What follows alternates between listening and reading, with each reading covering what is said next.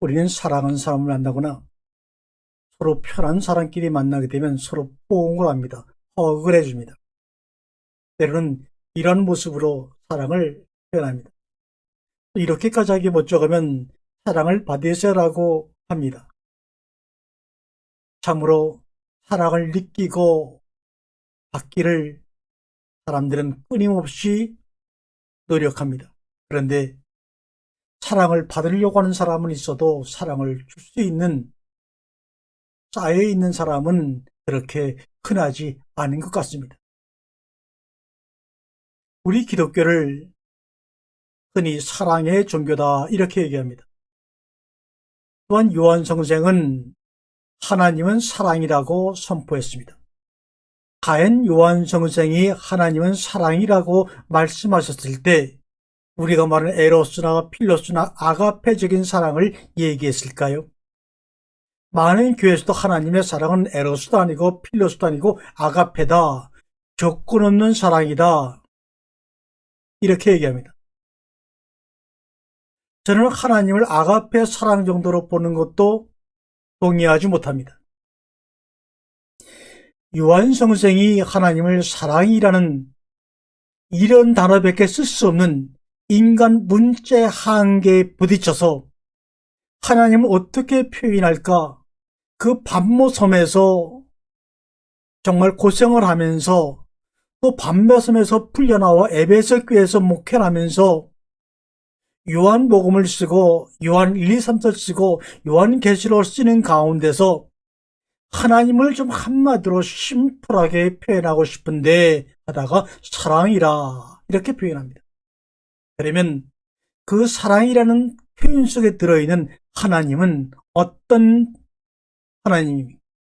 어떤 본질을 그렇게 얘기하고 싶어서 수많은 단어 중에서 이 단어를 선택했을까요?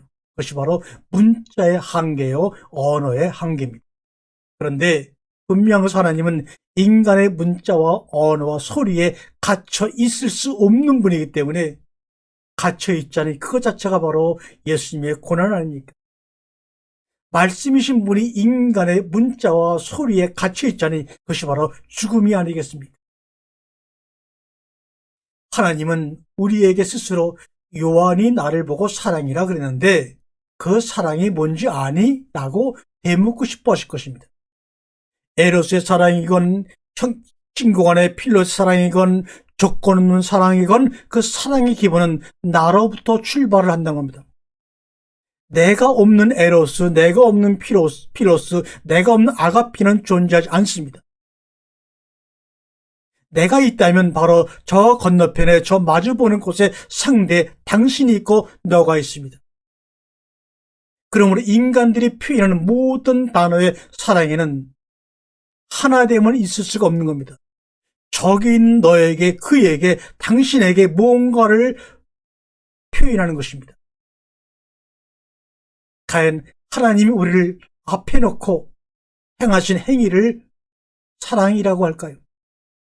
하나님을 얼굴을 보게 되면 죽는다고 출애굽기에 얘기한 것처럼 감히 하나님 앞에 설 수 없는 피조물인 인간을 앞에 놓고 내가 너를 사랑한다고 하는 그 사랑이라는 아가페로 표현을 하셨을까요? 저는 아니라고 생각을 합니다. 하나님이 사랑이라고 아가페라고 표현하는 아바라고 표현하는 그 사랑의 정의를 하나님은 창세기 1장부터 창세기 2장에 선악과를 먹으면 죽는다고 하시는 말씀을 통해서 구구절절히 우리에게 이해시키고 있는데 우리는 오히려 자신들이 사용하고 있는 문자의 틀과 문자의 정의, 사전적인 정의에 얽매여서 하나님의 그 사랑을, 하나님에 대한 그 본질을 오히려 더 훼손시키고 희미하게 만들고 있습니다. 하나님은 사랑이라고 말하는 우리들에게 그 사랑이 뭔지 아니?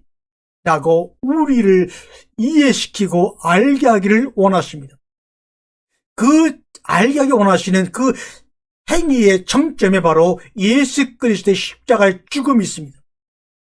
그 예수 그리스도의 십자가의 죽음의 정점에는 나는 하늘로부터 내려온 생명의 떡이라는 떡이 존재합니다.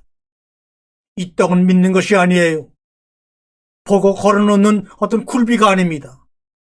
그것은 자신의 생명을 바쳐서 우리가 먹을 수 없는 그 하늘의 떡을 자신의 죽음으로 발효시키고 요리해서 우리에게 먹힘을 당해서 하나가 되기 원하는 그 모든 전 과정, 그 마음, 그 생각을 너희들이 사랑이라는 단어 속에서 깨닫기를 원한다고 말씀하고 있습니다. 그래서 이렇게 정의할 수가 있지요.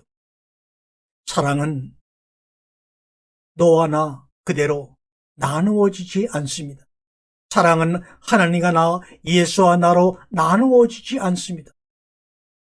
언제부터인지 모르지만 내 안에 있어 사랑으로 있기에 사랑은 나누어지는 것이 아닙니다. 그런 사랑, 내 안의 사랑, 이미 함께 있는 것이, 함께 보는 것이며 함께 사는 것이기에 사랑은 나누어 줄 수 없는, 사랑은 팔 수도 없는 영원한 삶의 바라보기입니다. 사랑은 나누기 전 이미 하나로 떨어질 수 없는 하나의 모습입니다. 하늘과 땅으로 나누기 전에 그 하나된 모습. 그래서 탈레스는 만물의 근원을 물이라고도 표현했는지 모르죠. 남자와 여자로 나누기 전에 그 한 사람 하아담, 그 아담. 하늘의 생명이 땅에 실뿌리를 내려 드러난 수많은 나무와 식물과 동물, 그것이 바로 흙으로 지어진 나와 동일체라는 의식, 그것이 바로 사랑입니다. 사랑은 너와 나의 하나됨의 존재를 의미하는 단어입니다. 사랑이 오직 사랑만이 영혼을 알기에 벽이 없고 공간이 없고 분별이 없습니다. 사랑만이 영혼을 압니다. 사랑만이 내가 누구인지를 압니다. 사랑만이 내가 이 땅에 살아가야 될 이유를 알려줄 수가 있습니다. 그 사랑이신 바로 당신으로 인해, 당신으로 지금, 당신으로, 다만 당신으로 시간의 아픔을 넘어 영원하겠습니다. 이렇게 하나님은 사랑이라는 그 사랑의 정의를 깨닫고 마음으로 경험하고 내가 누군지 알고 내가 왜 이 땅에 보냄을 받았는지 아는 사람들은 이런 고백을 하며 자기의 삶을 기쁘게 맞이할 것입니다. 그리고 마무리할 것입니다. 다른 당신, 다르다는 차이는 사람과 사람, 사랑과 사랑을 그리워하는 아름다운 차이의 모습입니다.